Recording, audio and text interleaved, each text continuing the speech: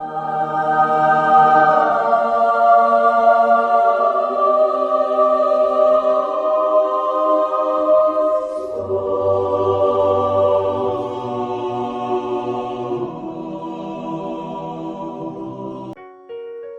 यीशु के जलाली और बाबरकत नाम में मेरी तरफ से आप सबको सलाम। आइए मेरे अजीजों, हम बाइबल मुकद्दस में से पहले कलमे को सीखने वाले होंगे। पहला कलमा मुआफ़ी का कलमा। आइए बाइबल मुकद्दस में से लूका तबीब की मार्फत लिखी गई अंजील उसका बाब नंबर 23 और आयत नंबर 34 में यूं लिखा है, यीशु ने कहा, ऐ बाप, इनको मुआफ कर, क्योंकि ये जानते नहीं कि क्या करते हैं।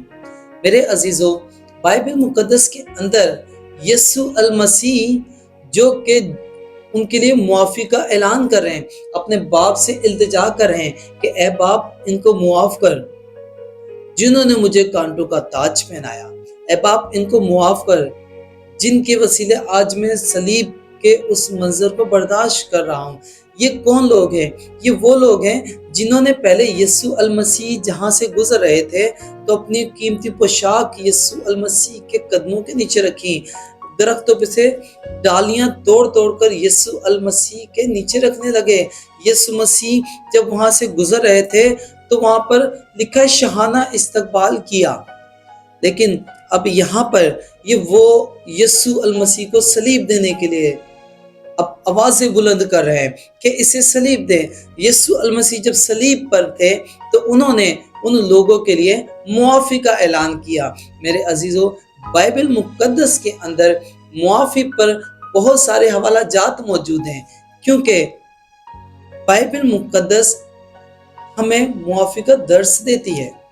अगर हम बाइबल मुकद्दस में दुआए रुबानी पर गौर करें तो मेरे अजीजों, उसमें हम एक लाइन पढ़ा करते हैं, उसमें लिखा है कि जिस तरह हमने अपने कर्जदारों को मुआफ किया है, तू भी हमारे कर्ज हमें मुआफ कर। मेरे अजीजों, बाइबल मुकद्दस मसीहत मजहब जो है वो हमें मुआफ़ी का दर्स देती है। फिर एक और जगह लिखा है कि अगर कोई एक तुम्हारे गाल पे तमाचा मारे तो तुम दूसरा भी उसकी तरफ फेर दो, यानी कि गाली के बदले गाली नहीं देनी। ये मसीहत का पैगाम है और यीशु अल मसीह भी हमें इन सब बातों को सिखाते हुए कह रहे हैं। यीशु अल मसीह के साथ उस वक्त के लोगों ने, उस वक्त के हाकिम ने क्या कुछ ना किया। तो मेरे अजीजों, यीशु अल मसीह ने वो सब बातें बर्दाश्त करते हुए यीशु मसीह ने उनके लिए मुआफ़ी का ऐलान कर दिया कि ऐ बाप, इनको मुआफ कर, क्योंकि ये जानते नहीं कि क्या करते हैं। मेरे अजीजों, एक वाकया बाइबल मुकद्दस के अंदर हमें मिलता है कि पतरस यीशु अल मसीह के पास जाते हैं और यीशु मसीह से पूछते हैं कि ए रब्बी, ए खुदा, कि मेरा भाई अगर गुनाह करे तो मुझे कितनी बार मुआफ करना चाहिए। आइए हम बाइबल मुकद्दस में से देखें। आइए मेरे साथ निकालेंगे मत्ती रसूल की मार्फत लिखी गई अंजील उसका 18 बाब और उसकी 21 आयत।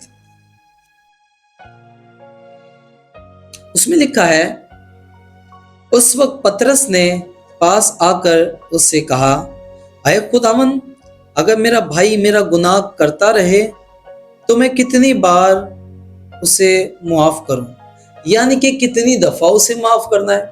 यीशु अल मसीह आगे क्या कहते हैं? यीशु ने उससे कहा, मैं तुझसे ये नहीं कहता कि 7 बार, बल्कि 7 की 70 बार मुआफ करें। यानी कि मेरे अजीजों, पतरस रसूल यीशु अल मसीह से पूछ रहे हैं कि अगर मेरा भाई गुनाह कर रहा है, क्या मैं उसे 7 बार माफ करूं? यीशु अल मसीह ने उन्हें कहा कि 7 की 70 बार मुआफ करना। यानी कि मेरे अजीजों, मुआफ करना बहुत जरूरी है।